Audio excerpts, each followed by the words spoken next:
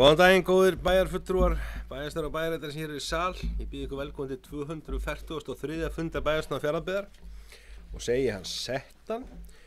Hér á dagskrá í dag eru fundargerðir bæjarráðs nr. 561 og 62 tekna saman til umræðu og atkvæðagreiðslu við engin hreyfið í andmælum. Eignaskipulags- og umhverfisnefndar nr. 201, hafnarstjórnar nr. 195 og 196 tekna sömuleiðis saman til umræðu og atkvæðagreiðslu. Fræðslunefndar nr. 54, menningar- og safnanefndar nr. 7, menningar- og safnanefndar nr. 40 fyrir ekki, 7. liður, 8. liður íþrótt- og tónlistanefnd nr. 47, síðan er það 9. liður félagsmálanefnd nr. 108 og svo er hér 2 almenn mál, annars vegar tillaga til bæjarstjórnar að stjórnkerfisnefnd verði kölluð saman sem ég mun kynna á eftir. Og síðan 11. liður sem er nefndaskipan í Fjarðabyggð 2014-2018. Þetta er skipan varafulltrúa í yfirkjörstjórn og undirkjörstjórn vegna komandi sveitarstjórnarkosninga. Þegar við kusum hér eða endurnýjum umboð þessara undirkjörstjórn og yfirkjörstjórn hér á síðasta fundi í tengslu við sameininguna. Þannig að yfirkjörstjórn Fjarðabyggðar nær nú yfir hið sameinaða sveitarfélag. Þá var ljóst að það voru 2 varafulltrúar, einn í yfirkjörstjórn og einn í undirkjörstjórn Mjóafjarðar sem eru fluttir úr viðkomandi, eða fluttir úr sveitarfélaginu. Þannig að það verður lagðið hefur tillögur að nýjum varamönnum þessar 2 kjörstjórnir á eftir. Aðeins til áréttingar að liður 9 sem er félagsmálanefnd 108, þar var raun og veru aðeins einn fundarliður sem var opnun útibús aflsins á Reyðarfirði. Það var semst félagsmálanefnd samt kynningu hjá því ágæta félagi.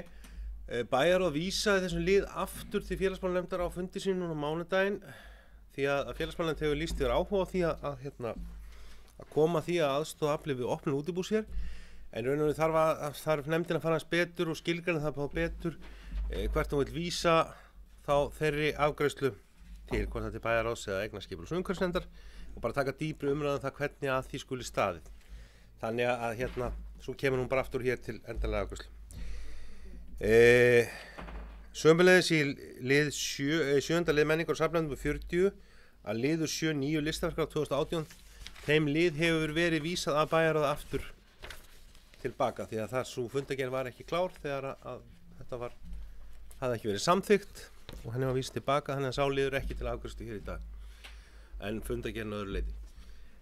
Þá göngum við til dagskrár og fyrsta dagskrár er fundargerð bæjarráðs nr. 561 og 562. Orðið er laust þær og ég ætla að fá að kveða mér örstutt hljóðs og fara yfir vekja athygli bæjarstjóra á nokkrum liðum sem þetta bæjarráð hefur tekið til afgreiðslu. Í 561, náttúrulega eins og maður þekkja, það er ágætt bæjarfulltrúi ef það hafi ekki kíkt á það, minnisblað samband sveitarfélaga kostnað sveitarfélaga innleiðingu nýju lögum um persónuvernd og þó að það sé öllum ljóst að það þarf að hnykkja á lögum um persónuvernd og ekki síst kannski í ljósi ekki segja frétta og upplýsinga síðustu mánaða og ára misnotkun á eða hugsanlega og hættun á misnotkun á persónulegum upplýsingum, þá sem við sjá þarna þessi innleiðing verður gríðarlega kostnað sem sveitarfélag. Og það sem ég áhvert að svona líta aðeins á þetta að sjá hvað svo mikið umfang þetta er. Í sambandi við svona kom okkur svolítið óvart þá kom tölvupóst á sambandinu kosningavitan, upplýsingavegur Ég kýs að sveitarstjórnarstiginu, þetta er aðilar sem eiga þennan vef og vilja aðlaga þessu að sveitarstjórnarstiginu og kosningunum núna, en að kostnaðurinn sé á sveitarfélag 500.000. Okkur fannst það svona bæjarráð svona hektist á því að setja það mikla pening í þetta einstaka verkefni og bara þetta sveitarfélag. Ég get ímyndað ykkur, við erum 74 ennþá, við erum 72 sveitarfélagin og hlýtur að taka minnst eftir umfangi eða stærð sveitarfélaga að það skulle hlaupa á milljónum að aðlaga þennan kosningavita sveitarstjórnarstiginu. Svona allavega við hektust á því að taka þátt í, þó við hefum gætan viljað því að þessi kosningaveitir er ætlaði til þess að hvetja til kosningaþátttöku ungu fólki. Aðeins í sambandi við að hér var bókað opinn fund fiskeldisstefnu sem bæjarráð ætlaði að sækja Þetta var vegum samtaka sjávarútvegssveitarfélaga, átti að vera á morgun en þetta því miður þessu var frestað og verður kemur hér aftur fyrir 9. Ég held að sé mjög nauðsynlegt fyrir fulltrúa frá Fjarðabyggð að sækja þennan fund, þessa stefnu og og vonandi verður henni komið við aftur hið fyrsta. Jafnframt þetta liður 9 vekja athygli á því að að ræða 2 fasteignir á Eskifirði sem þurfa að kaupa í tengslum við ofanflóðavarnir. Kirkjustígur 3B og 7, annað nú einungis bílskúr, en hitt þetta hús, íbúðarhús gamalt og þetta svona fyrstu stig bara til að fyrirbyggja misskilningu á því, þetta fyrstu stig á þessu að við höfum óskað því ofanflóðasjóð að eignirnar verði keyptar.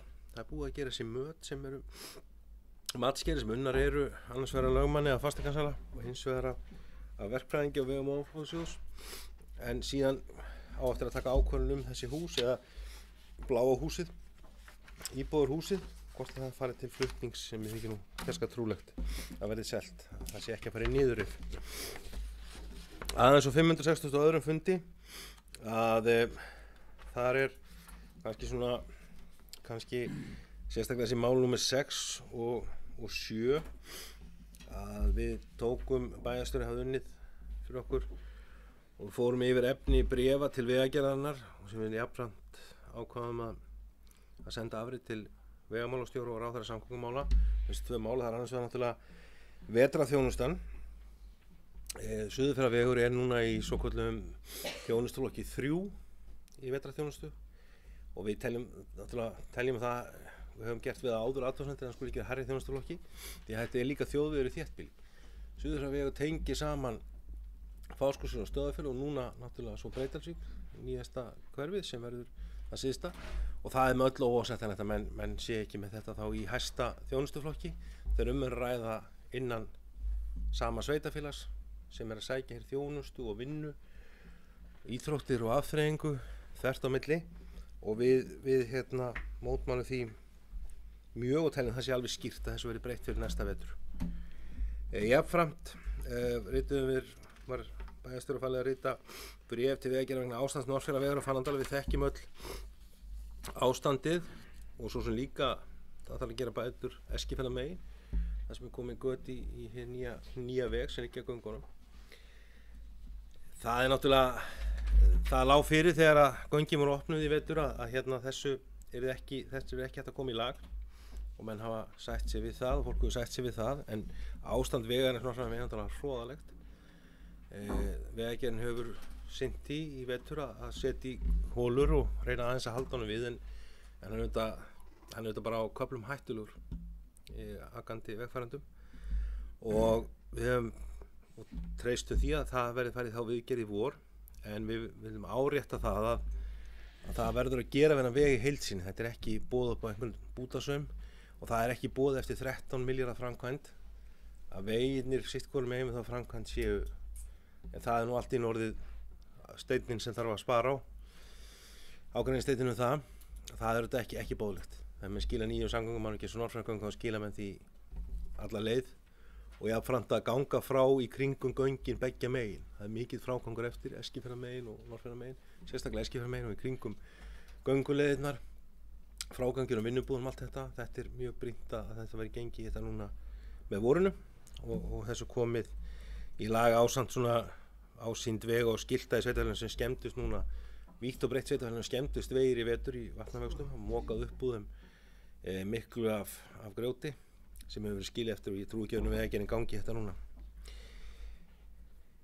Síðan var kynningarfulltrúi lagði fram bréf 17. júní, fyrirkomulag 17. júní núna í ár. Hátíðhöldin hafa verið að farið á milli byggðakjarna núna. Það var bara mjög ófjörður og hann hafði rætti við íbúa þar og þeir töldu nú svona kannski í ljósi smæðar sinnar ýmsa annmark á því eða mannfæðar að taka við þeim hátíðhöldum. Þannig að það var lögð fram hugmynd í ljósi sameiningarnar að hátíðhöldin verði á Breiðdalsvík og við vísum þessu til menningar og safnenda sem fer með sem málaflokk. Síðan þetta getum við tekið það umræða aftur hér með nýri bæjarstjórn hvernig við vilja sjá fyrir 17. júní hátíðhöld í framtíðinni. Þetta hefur þá farið á milli allra hverfa. Og svo aðeins samt við lið 10 að við samþykktum með fyrirvörum staðfestingu stjórnar til undirbúins sameiningar sveitarfélaga af gangi það sem við höfum rætt tíma inn í bæjarráði og jafnframt hefur komið til kynningan í eignarskipulags- og umhverfisnefnd uppkaup á hesthúsunum á Símonartúni vegna þess að forsendubrests sem er orðið þar, bæði vegna þeirra breytinga sem orðið á vatnstökumálum þar í kjölfar skriðufalls eða kjölfar landsingsins ofan Símonartúns. Síðan náttúrulega hefur aukist gríðarlega umferð út Helgustaðar hreppinn forna með ferðamönnum sem hefur skerið það orðið mjög erfitt þeim sem stunda hestamennsku vik, og síðan náttúrulega ef maður horfir á landið þannig þá ber það illa hesta, þannig að það er jafn stóra gríp á hesta sem er beita landi í kring, þannig að það var tekið svo ákvörðun að ganga til kaupa, greiða hluta þessu núna á næsta ári 28 milljónir. Húsið verður að fulla afhent þá á næsta ári og jafnframt hefur eignarskipulagsnefndin samþykkt að það verði ekki frekari lóðum að sjálfsögðu, ekki úthlutað á Símonartúni, og því vísa til breytingar á aðalskipulagi á þennan reit úr skipulagi. Sé forsendubrestur þá var þetta að gæta þess líka að það er þá ekki frekara svæði til frístund og búskapar, er þá fyrir Eskfirðinga þá annarkvegar á Norðfirði verði það svæði komið það til sem er nú í ferli og hins vegar hérna á Reyðarfirði eða annars stærri sveitarfélaginu. Þannig að það helst í hendur. Það er líka liður 12 minnisblað frá slökkviliðsstjóra samning við Heilbrigðisstofnun Austurlands að taka yfir sjúkraflutningan í Breiðdal á Djúpavogi. Þetta verður þá samið til eins árs eða rúmlega eins árs frá 1. maí þá núna til ársloka 2019 á þeim forsendum sem þeir eru reknir núna. Það er mjög brýnt að það sé engin óviss í þeim efnum og HSA hefur kynnt þetta fyrir sjúkraflutningamanna veit ég á báðum þessum stöðum. Slökkviliðsstjóri muni einnig farið við það með þeim sem þessu er sinnt þarna, en það er mjög brýnt að þessu sé sinnt á sama hátt og því að þetta er þetta gríðarlega veigamikil þjónusta í þessum samfélögum og það þarf að vera það full sátt þegar hún gengur inn í slökkviliði, en ég er nokkuð viss að þetta muni styrkja þessa aðila í sínu starfi. Aðeins að hnykkja á sambandi við annars vegar nýtingaráætlun fyrir haf- og strandsvæði. Það er komið einu sinni enn fram þessi drög að þessu lagafrumvarpi skipulag haf- og strandsvæða. Það verður nú segjast eins og því miður að það er litlar breytingar í þeim efnum, eins og við höfum ítrekað og við munum veita og fólum atvinnu- og þróunarstjóra veita umsögn á sama grundu gert áður. Sú breyting sem við kannski orðið á, við getum sagt það að náttúruverndarsamtökum er tryggður núna aðkoma að þessu ráði líka, þannig að það er þá sem áheyrnarfulltrúar. Þannig að það hefur þá ennþá fækkað eða ennþá hallar á sveitarstjórnarstigið í þessu máli, sem er þetta algjörlega óþolandi að ráðuneyti skuli sitja þetta með neitunarvald eða eiga að sitja með neitunarvald, 4 aðilar, síðan kemur áheyrnarfulltrúar náttúruverndarsamtaka og síðan koma 2 frá sveitarfélögum. Þetta er náttúrulega á sama tíma fjallum mál sem snerta sveitarfélögin. Þetta er náttúrulega eins öfug stjórnsýslan getur orðið og við munum mótmæla því aftur og einu sinni enn að þetta sé ekki bara í okkar höndum, þetta skipulagsvald eins og við höfum ítrekað rætt hér á vettvangi bæjarstjórnar og nefnda og við munum gera það aftur eins og enn og koma því á framfæri.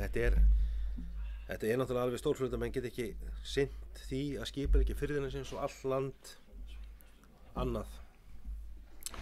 Það er líka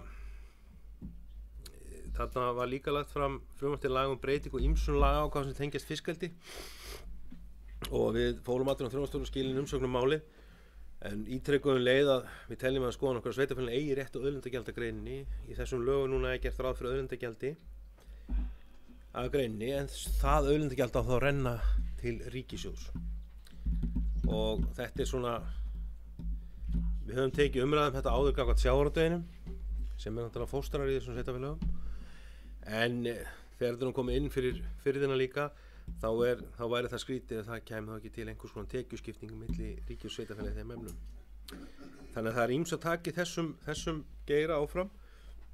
Síðan var jafnframt það frumvarp til laga breytingu á lögum um stjórn fiskveiða, strandveiðar. Það er skemmst að segja að bæjarráð leggst alfarið gegn þeim breytingum sem eru boðaðar. Það frumvarp ekki segja að við teljum að með því frumvarpi sé ekki horft til þess að það sé jafnræði milli landsvæða á Íslandi.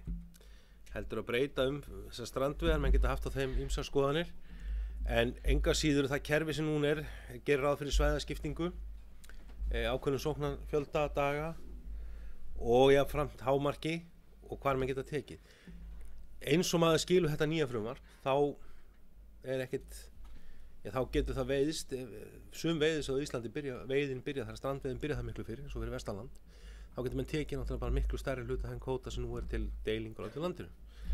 Og við teljum að þetta gangi gegn svona, að þetta valdi mismunum milli veiðasvæða og fólum atvinnu- og þróunarstjóra að skila umsögn málið á þeim forsendum. Svo bara hér nota tækifærið og við staðfestum að við veittum Blagdeild Þróttar 600 króna styrk í tilefni af svona glæsilega árangri meistaraflokks kvenna sem hefur núna landað öllum 3 titlum sem í boði voru, sem endurtekning frá 2011 þegar þeim tókst þetta síðast. Þetta var afar ánægjulegt og afar glæsilegt. Þetta eru glæsilega fyrirmyndi fyrir unga íþróttamenn að ná þessum árangri og óska þeim náttúrulega til hamingju fyrir hönd bæjarstjórnar með Íslandsmeistaratitilinn sem var síðasti titillinn, sem var tekinn í 3 leikjum. Þetta var gert snakkaralega og afgreitt. Ákvað að veita þeim 600 króna styrk og jafnframt Glímudeild Vals og Reyðarfirði 200 króna styrk í tilefni af því að þeir náttúrulega lönduðu hér bæði Glímu drottning og Glímu kóngi Íslands sem Íslandsmeistaratitlar þeirri grein, og nota tækifærið og óska Ásmundi Hálfdáni Ásmundarsyni innlega til hamingju með þann árangur að vera fá titilinn íþróttamaður UIA núna á dögunum. Annað svona hefðbundið í fundargerðunum, en þetta svona sem ég vildi vekja athygli bæjarfulltrúa. Þannig að ég hef lokið máli mínu, orðið laust til einhverja sér hljóðs. Einar Már Sigurðarson.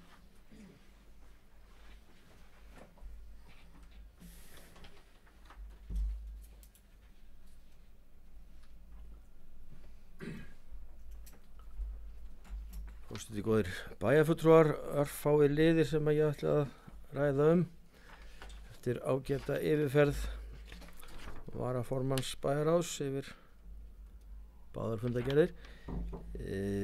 Byrja á 7. liði þeirri fyrri olíuleitina, þar sem verður að svara fyrirspurnum kostnað. Það tekið saman minnisblað við getum sagt svona beinan kostnað, og blasir þetta við að sá kostnaður engin ósköp, og þetta sem maður getur sagt kannski bara því sem maður alltaf hægt að búast við, að sé svona fórnarkostnaður við svona hluti þegar mann að skoða einhvað.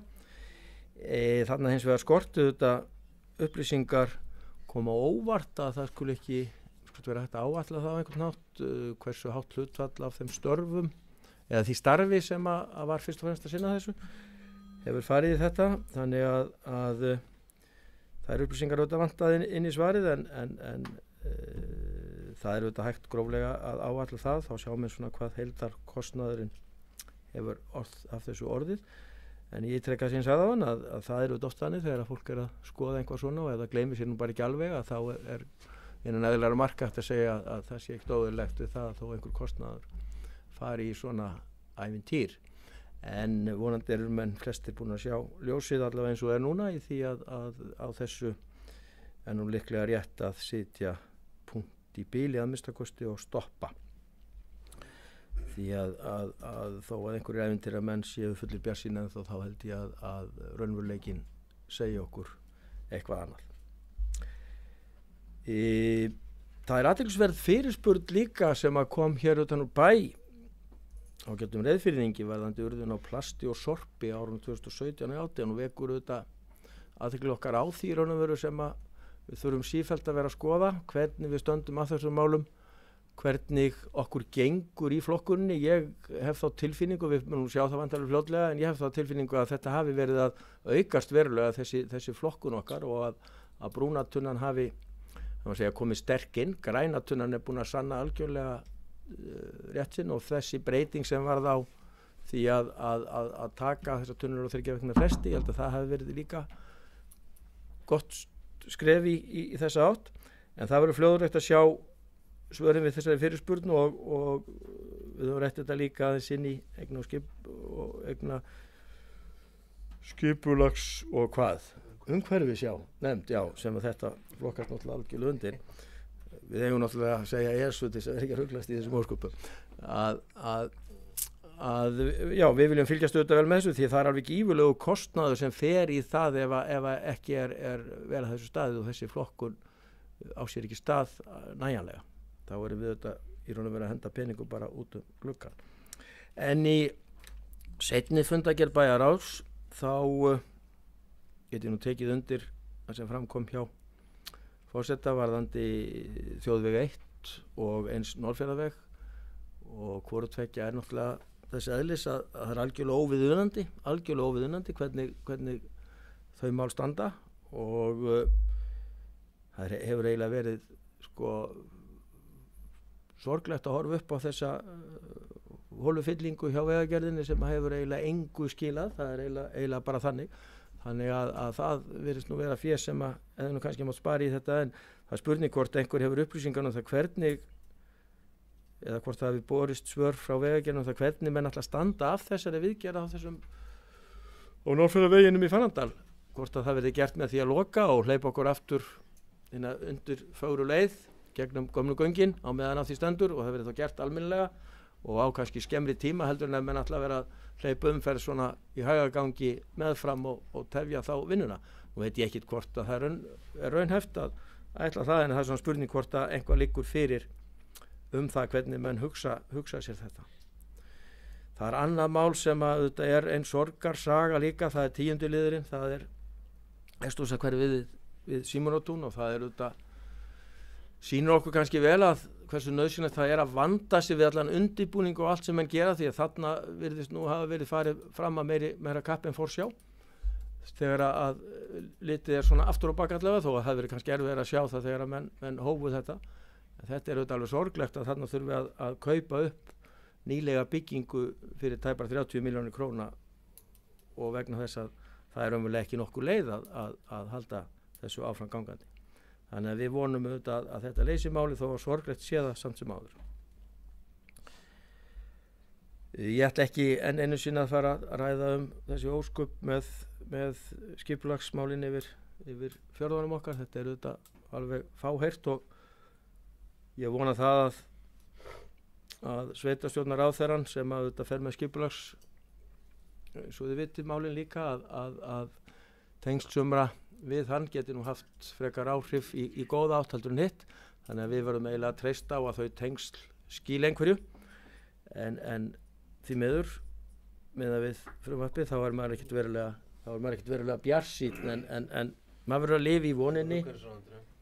Já, ég veit að frumvarpið kemur frá umhverfisráðuneytinu en því miður var það flokkssystir sveitarstjórnarráðherra sem að læði þeirra grunn þannig að þetta er nú allt saman að sama brunni því miður en það er möguleiki að breyta því ekki er ennþá búið frá þessu ganga en þá kem ég að 16. lið og það er nú eiginlega finnst mér öllu verra vegna þess að þar er held ég ekki aftur snúið með mínar heimildir þá verður þessi óskup af lögum í dag og þess vegna er mér spurn hvers vegna er þetta svo seint á dagskrá hjá okkur? Er það þingi sem kemur svona seint frá sér að biðja umsagnir eða urðu einhverja tafir í ferlinu hjá okkur? Því að það hefur þetta afar lítinn tilgang að skila umsögnum mál sem verður afgreiðið þingin í dag. Og réttar að sagt, það hefur engan tilgang að skila umsögnum mál sem búið að afgreiða eftir aðra umræðu. Vegna þess að önnur umræðu það er hending ef einhver breytingar gerð á þessu milli annar og þriðju. Það er stórt og mikið til þess. En því miður stefnir í að þetta verði samþykkt og það er alveg hárrétt eins og kom hér fram hjá forseta. Þannig er augljóslega verið að sinna ákveðnum svæðum meir en öðrum. Og það er ekkert launungamál að atvinnumálanefndin sem ber fram frumvarpið, það er þetta skýringin á því að þetta fer svona hratt í gegnum þingið. Það er nefndin sjálf sem að leggur fram frumvarpið. Það eru allir nefndamenn sem leggja þetta frumvarp fram og þar eru að því mér sýnist flestir flokkar með fulltrúa.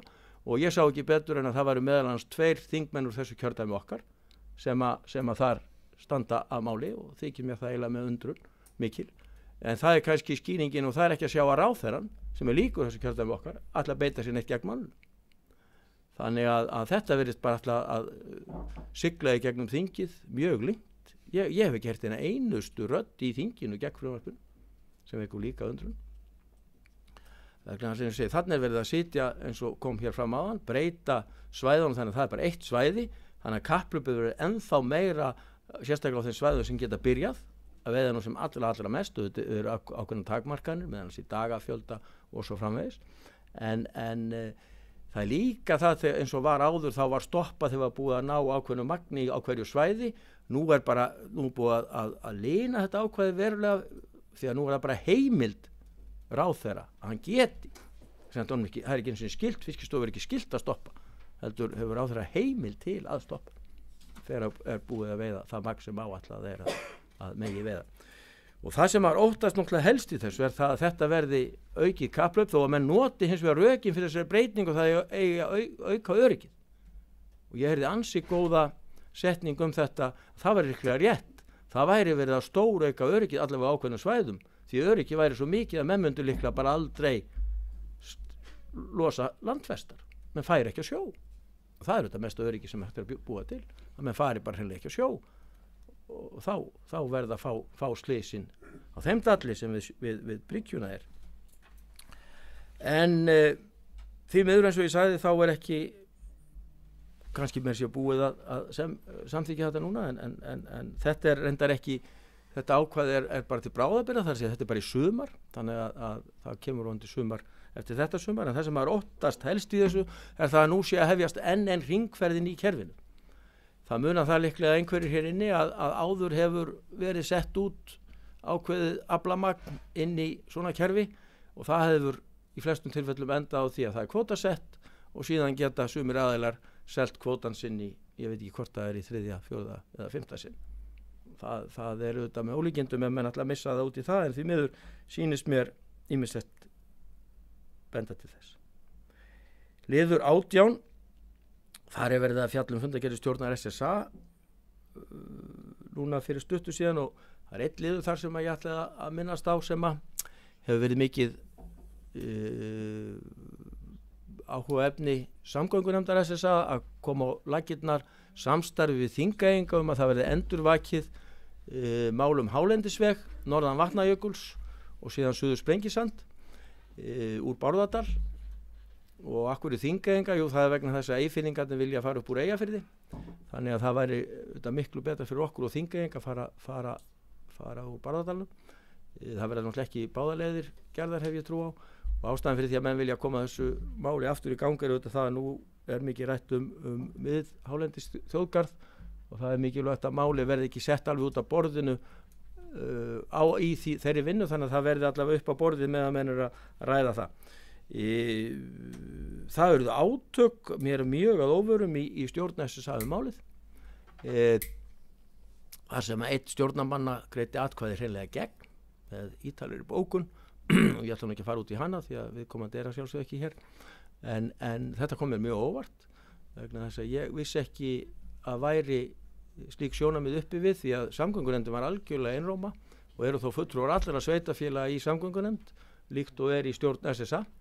En þetta sem fór í gegnum stjórnina sem betur ver með 6 atkvæðum gegn einu og er líka í ferli hjá Þingeyingunum, og ég vona að þetta verði til þess að máli verði tekið aftur á dagskrá og skoða, því þannig er ekki verið að tala neina ákvarðanir, heldur bara það að máli verði kannað hvort raunhæft sé að leggja slíkan veg sem myndi að sjálfsögðu stytta verulega vegalengdir hérna fyrir austan ef við værum á suðurleið.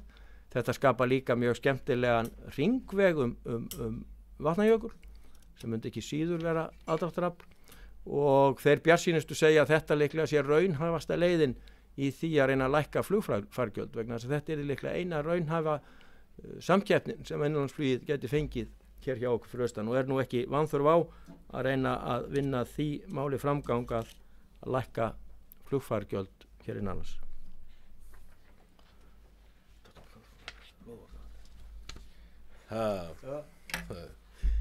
Þakka fyrir Einar, aðeins bara til beðast til svara út frá hvort Vegagerðin væri búin að senda, það hefur ekki komið neitt frá Vegagerðin hvernig sko verið staðið að viðgerð Norsfjörðavega annað en að verið bara að fara í viðgerð. Hvort hleypt verður umferð aftur á Oddsskarð og veginu lokað, skal ég nú ekki alveg segja, ég efa það. Vegagerðin hefur talað um það að þeir séu búin að loka Oddsskarðsgöngum til frambúðar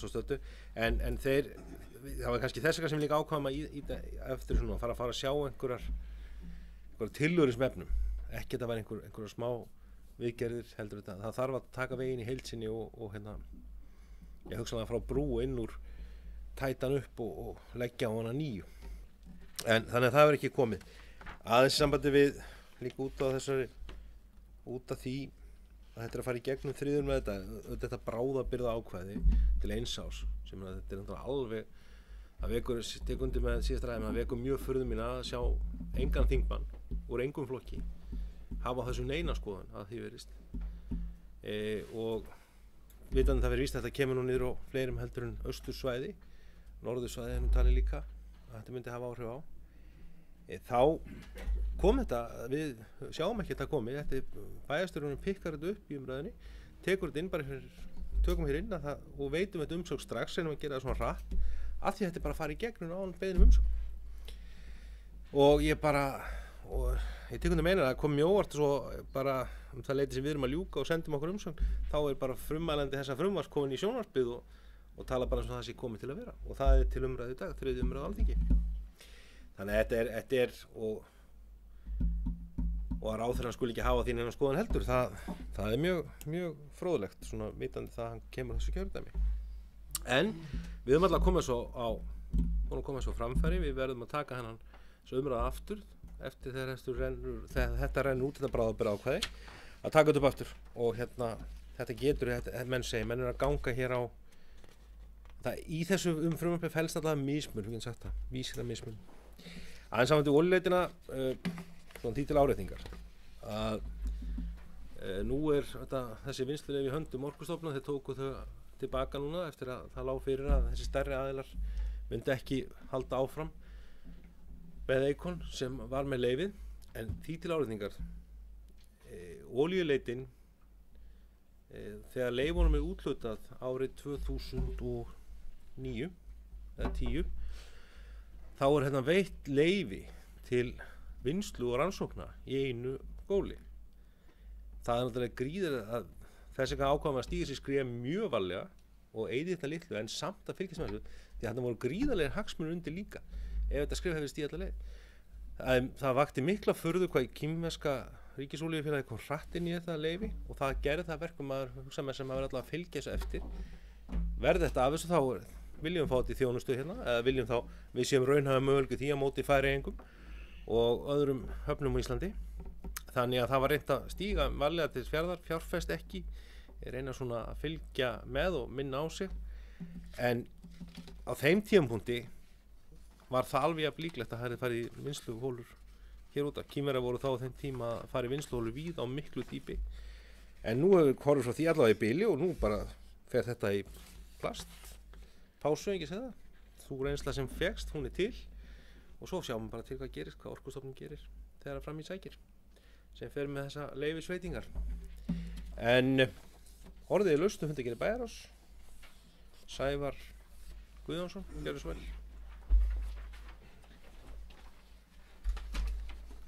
Já, forseti og góðu fundamenn ég ætla aðeins að bæta við bara hérna mitt varðandi lið 1.7 í Fundargerð 561 varðandi olíuleitina það hefur ekki verið auðvelt fyrir fjármálastjóra að finna nákvæmlega út úr því hvað hefur farið nákvæmlega í kostnaði sambandi við vinnu okkar að olíuleitinni eða að undirbúa hana en þó nú komið þarna einhverja tölur á blað og trúlega ekkert út úr korti allavega eitthvað en það sem að þetta hlýtur að gera þetta erfitt að vinna við þetta verkefni eins og til dæmis ráðstefnan sem við héldum hérna fyrir 2 árum síðan að hún er ekkert bara fyrir olíuleitina við erum þetta bara að kynna hérna hafnsækna starfsemi og fyrirtækin á svæðinu og annað slíkt þannig að þetta já þó að það hefði kannski verið eyrnamerkt olíuleitin á þessum tíma að þá er þetta að sjálfsögðu vinna og ráðstefna sem að nýtist í margt annað og sama má segja með að við höfum auðvitað tekið hér á móti leitarskipunum og fengið einhverja tekjur af þeim þannig að auðvitað er þetta svona já ég allan að öfunda fjármálastjóra ekkert að því að hafa reyndað að búa til einhverju tölu á þetta hann hefur náttúrulega áallega þarna vinnu við þetta líka, en þetta er ekkert svona einfalt, það er ekkert bara verið að tala olíu eða vinna að olíuleit, þetta hangir mikið saman með öðru sem við erum að gera. Alveg eins og kannski allt annað í höfnunum okkar, bara svona aðeins þess að hnykkja á þessu.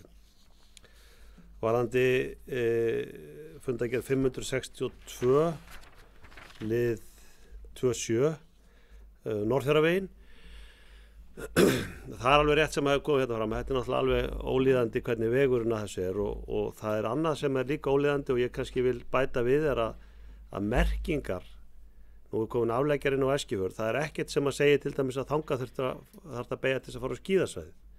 Það er ekkert sem segir að þarna sé sundlaug eða nein önnur þjónusta yfir höfuð á Eskifirði, það er endar upplýsingaskilti svolítið lengra frá, en þarna mætti mjög vel vera svona aðeins meiri leiðbeiningar um hvaða þjónustu minnst sveitafélagið er að veita á Eskifirði og ég beini því nú til þeirra sem er að fjalla í vegagerðum þetta að það sé nú aðeins ítt við með það.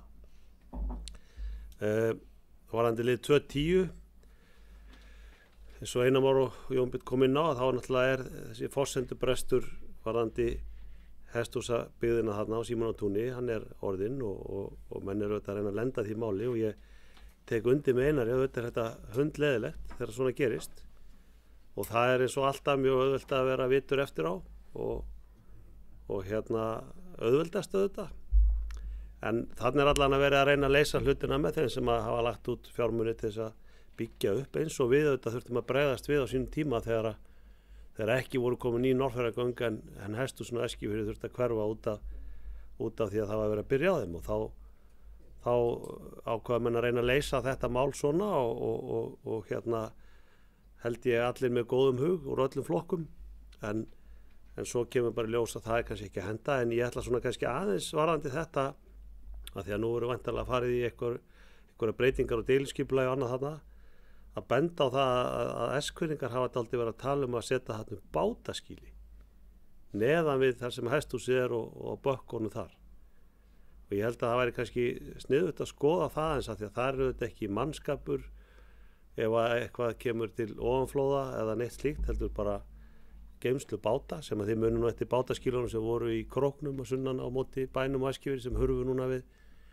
nýja veginn þegar göngi voru gerð eða vegurinn að þeim að menn hafa verið að tala um að það vanti kannski aðstöðu til þess að geta komið svona skýlum yfir bátana sína og það held ég að geti verið sniðugt þarna og bara styrkir kannski enn frekar svona það sem er á þessu svæði þar að segja svona þessa sjóhúsa menningu sem er þekkt á Eskifirði og hérna og byggðina þarna út með ströndinni held að það væri gaman skoða það svona samhliða því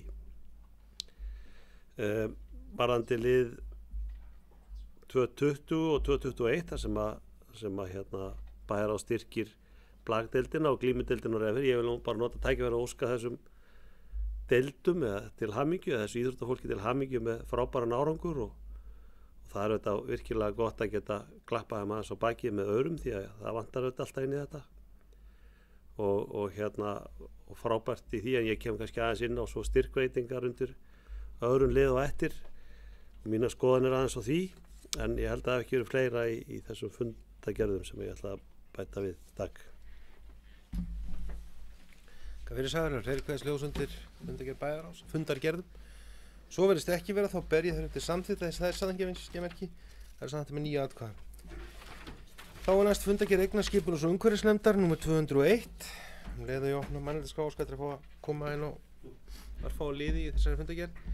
Það er kannski fyrsti liður til áréttingar að þarna erum að ræða eins og hefur áður verið gert voru boraðar hólur til hólur að þarna er óskar bara bréfritar eftir því að fá að nýta slíka hólu í tengslum við byggingu á nýju borusinn og sléttu og þetta er fordæmi þetta og við fólum þetta bara veitustjóra að ganga frá slíkum samningi til að bregðast þessu erindi. Aðeins bara til þess að útskýra uppruna ábyrgðir 2017. Einhverjir hafa hnykt mjög á þessu og spurt mig hvað mér ræða og sérstaklega hann kostnað sem 9.124 krónur sem er mjög óalgengt að sé bókað svona lágar upphæðir í umfjöllun nefnda hér. Þá er það þannig að að öll raforka sem framleidd á Íslandi þarf að fá upprunaábyrgð eða vottor, svo kallar grænt skírteini. Rafveitureiðarferðar náttúrulega kaupir, eins og þið vitið, stærsta hluta sinni orku sem endurselur frá Landsvirkjun, en framleiðir engu að síður, já, ég veit ekki, 5% eða eitthvað slíkt, það þarf 3% af notkun sinni, og það þarf að gefa út upprunaábyrgð að það sé framleitt með vistvænum hætti, og Landsvirkjun tók það að sér fyrir rafveituna að gefa út slíkt upprunaskírteini, og þetta er kostnaðurinn. Þannig að þetta er verið að votta það að það svo raforka sem rafveitureiðarferðar framleiðir er framleitt með sjálfbærum hætti.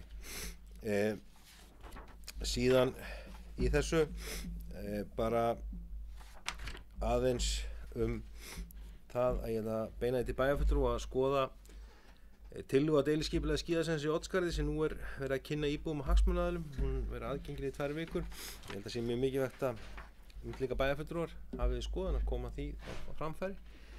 Í þessu ferli, það liggur fyrir mér ekki kunnugt og að það verður svo rætt á næsta fundi í þessu hvort sem komið svar frá Vegagerðinni. Það svolítið bindst þessu skipulagi það hvernig Vegagerðin hugsa sér tengingu að hennum gömlu Oddsskarðsgöngum. Verður það aflagt eins og Vegagerðin hafði allavega hyggju svona hér ég segja fyrir nokkrum árum í byrjun Norðfjarðarganga, nýju Norðfjarðarganga, þá breyti það gríðarlega fyrir skíðasvæði. Það er bara þetta að færa til lyftur og inn á þessari tillögu sem núna fór í kynningu þá er komið svo millilifta sem er svona engi segja fyrir þá sem er komin aðeins lengur á barnalyftunni og ekki í stóru lyftuna. En þetta svolítið er undir því að hvort að vegurinn fari og það myndist henni auki rými og þá leið flutningur á barnalyftunum því að eins og með þekkja þá er eftirlit þar alltaf með snjóflóðahættu sem er á þeim svæðum og er metið náttúrulega bara en það er þá gert ráð fyrir að flytja hana. Þannig að þetta er alltaf til skoðunar, jafnframt á því að setja vélageymslu og fleira sem er verkefni sumarsins og skipulaginu þarf að ljúka fyrir áður en að þeir flutningar fara á stað. En eins og með þekkja þá hefur Fjarðabyggð keypt vélageymslu sem á að fara upp eftir og mun hýsa þá tæki og tól skíðasvæðisins. Þannig að ég hvet bæjarfulltrúa til að skoða þetta. Þetta á eftir að fara svo aftur í umfjöllun nefndarinnar og koma hér inn að nýju, en það er ágætt að líta á það. Fleira nú ekki þessari eignaskipul- og fundargerð. Vilja fleiri kveðs í hljóðs. Svo virðist ekki verið í gerðverandi atkvæðismannasamþykktin sem kemur ekki. Hún er samþykkt með 9 atkvæðum. Þá erum við komin næst í fundargerðir hafnarstjórnar nr. 195 og 196. Orðið er laust þar, vill einhver kveðs í hljóðs. Sævar Guðjónsson.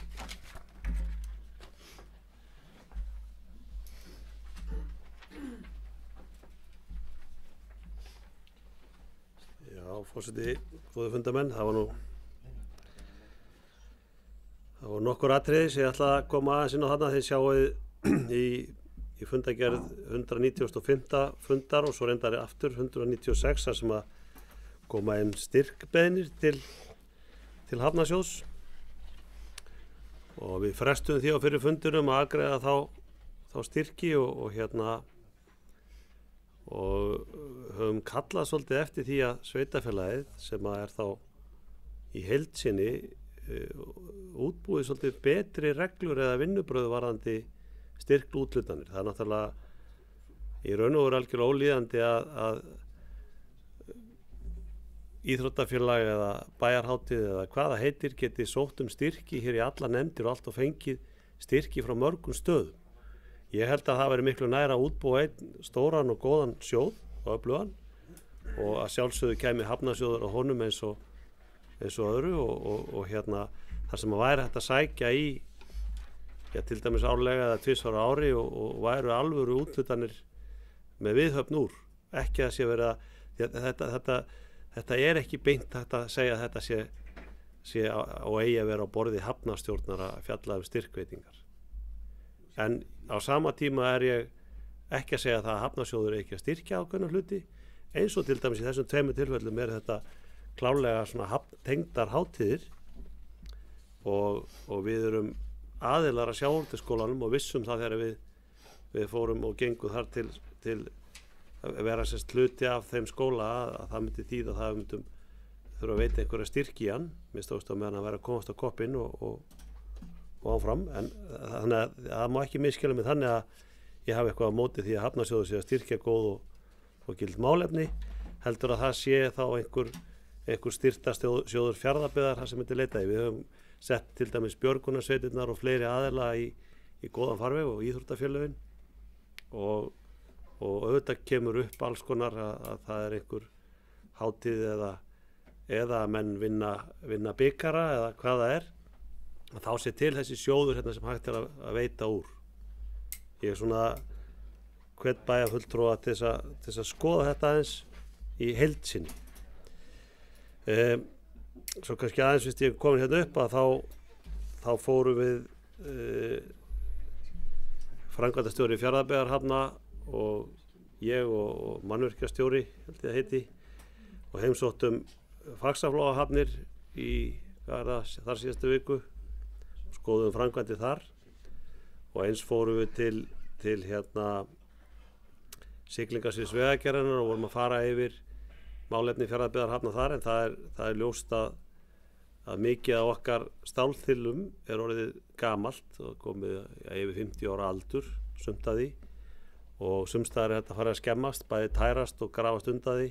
Hönnunardýpið er ekki nóg annars við vorum að fara yfir þessi gríðarlega stóru og miklu mál sem að eru nú farin að banka svolítið meira en maður hélt kannski á bakið á okkur og höfum verið að reyna að gera einhverja áætlun varðandi hvernig hægt er að bregðast við því að ekki ætlum við nú að láta hafnirnar okkar grotna niður og ekki ætlum við að láta sjávarútveginn stoppa og mér sýnist að það sé svona í gróft mat að við þurfum að setja minnst 1,5 milljarð í þennan málaflokk á næstu 10 árum og þó ég segja á næstu 10 árum þá getur vel verið að það sé ekki 150 milljónur á ári heldur meira til þess að byrja með. Til dæmis bara skemmdirnar á hafnakantinum á Norðfirði núna fyrir framann fiskjuverið sem er að síga og eru þetta algjör lífað síldavinslunar að endur gera hann eru sjálft einhverja 300 milljónir og þetta var svo sem ekki komið á borði hjá okkur að fara í þessar framkvæmdir en við verum auðvitað að bregðast við þegar þetta farið að skemmast og það kemur þá ofan á aðrar framkvæmdir sem við verum í þetta sem er meðal annars smábátahöfnin á Stöðvarfirði og við fórum hann yfir teikningar á henni sem að miða að því að það voru teiknuð smábátahöfn fyrir 10 árum síðan þegar strandveiðin var að byrja og þá voru menn auðvitað að hugsa um litla báta og marga hvernig við kæmum þeim fyrir á Stöðvarfirði. Nú er aftur á móti reynslan svo að þetta eru kannski færri bátar og stærri sem svo kvölduðu strætóar og það kostaði að kallar á það að við þurftum að endur hana eða endur gera teikningarnar að þessu og erum auðvitað að reyna að hugsa til framtíðar þó að það virðist nú verið erfitt þegar þingsályktun tillaga eins og var að tala hér áðan koma svo bara eftir vindátt og breyta kannski sjávarútveginum okkar fram og tilbaka en þetta var nú svona það sem við vorum að gera þarna og skoðum nýjan hafnakant 400 metra langan hafnakant hjá Faxaflóahöfnum sem er gríðarlega öflugt atvinnutæki auðvitað nógu það. Hvað fyrir Sævar vilja fleiri hvað þessi hljóðs undir fundargerðum hafnarstjórnar?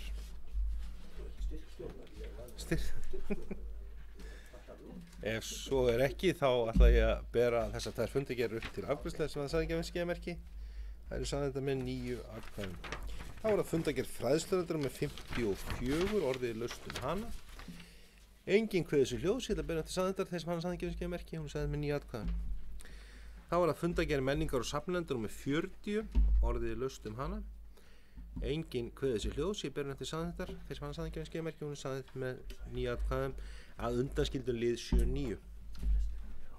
Þá er það fundargerð íþrótt og tómstundnefndar með 47 orðið laust hana. Enginn kveður þessi hljóðs, ég ber eftir samþykkt þess mann sagði ekki að skeiðamerki, hún sagði með 9 atkvæðum. Þá er það fundargerð félagsmálanefndar, 108. Hún er lögð hér fram. Liðnum óskað hefur eftir við félagsmálanefndar fjalla frekar liðin, enga síðri fundargerðin þá án nokkurs efnis til afgreiðslu. Þannig að ég líti á hana meira til kynningar hér þessari umræðu. Ef við sagði enga sem berum upp, ég veit ekki hvað þessi hljóðs. Svo verðist ekki vera, þá ber ég hana upp og hún er samþykkt. Hún lögð frá til kynningar, samþykjum hann ekki, ég legg frá til kynningar. Gott fólk, þá erum konið liðin almenn mál. Það fyrst tillaga, eins og þið þekkið, stjórnkjörisnefnd 2018. Eins og þið þekkið, þá það í höndum bæjarstjórnar að skipa stjórnkjörisnefnd. Bæjarráð hefur farið með hlutverk þeirra nefndar og eftir að hafa rætt við fulltrúi bæjarráði frá flokkunum, þá það lagt til hér við bæjarstjórn að bæjarráð veri skipa núna sem stjórnkerfisnefnd til að fjallum og endurskoða komið tillögum breytingar á stjórnskipulagi verði það niðurstaða bæjarráðs. Markmið með endurskoðun að skoða hvort auka megi skilvirkni, hagkvæmni og framþróun rekstri og starfsemi Fjarðabyggðar og svona fara yfir þau mál sem hafa verið til umfjöllunar stjórnkerfisnefndar á þessu kjörtímabili. Þannig að með þessu þá fær bæjarráð það hlutverk og tekur þá það upp á fundi sínum. Vill einhver þessi ljósum þetta? Einar Már.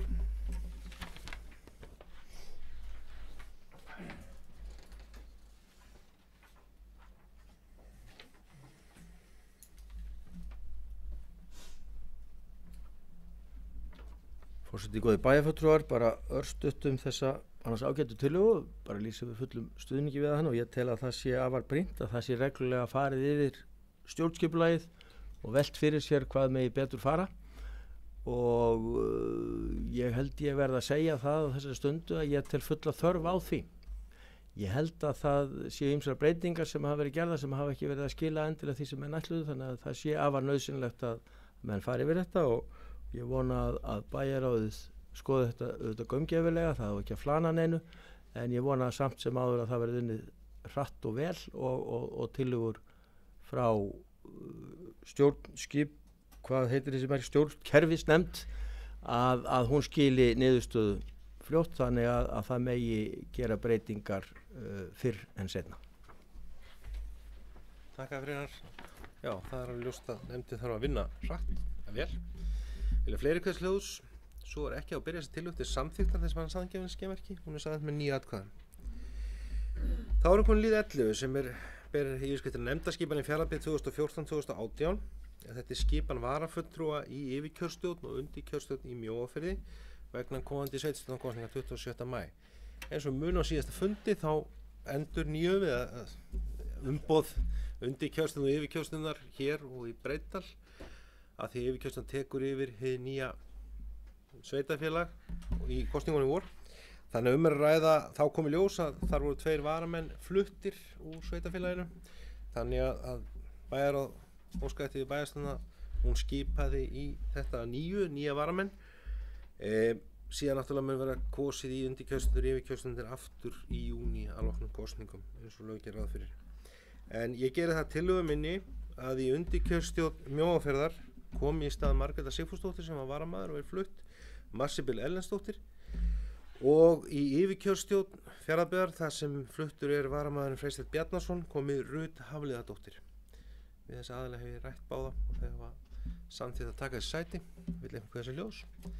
Svo ekki þá byrjað upp til samþykkt þess að samþykja með skemerki, það samþykkt með 9 atkvæðum. Jæja góði bæjarfulltrúar, þá dagskrá hér í dag tæmd. Næsti fundur bæjarstjórnar það ekki á venjulegum hefðbundnum tíma. Já, það bara í næstu viku. Þá fundur 3. maí, næsta fimmtudag, af því að þetta riðlaðist núna vegna sumardagsins 1. sem var síðasta fimmtudag. Þannig að þá boðað til fundar með dagskrá, en að öðru leyti þakka ég bæjarfulltrúum fundarsetuna og segi fundi slitið.